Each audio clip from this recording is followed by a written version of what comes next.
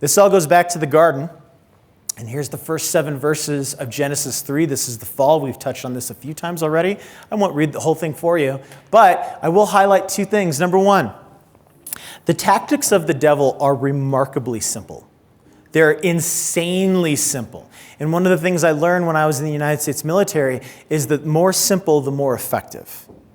Right? And this is proven through history. So when Satan is okey-doking Eve rhetorically, he basically just uses 2 rhetorical lies or twists. They're very simple. The first one is this. Did God actually say? In verse 4. And you can almost hear like the sarcastic lilt in his voice, can't you? Like, did God really say? Like, really? What's the invitation there? Doubt God. Doubt God. Doubt him. Number 2. Eve responds. By the way, Eve misquotes God earlier in Genesis chapter 2. May or may not be her fault because she wasn't alive yet.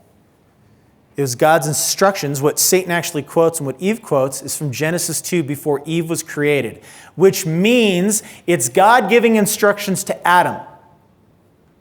And something broke down here because either Adam didn't relay the instructions correctly to his wife, or he did, and she misquotes it, and he is standing right next to her, and he does nothing. We talked about that last week, didn't we? So the second lie. Once you doubt God, oh, God's holding out on you. And if you doubt him, you can be your own God.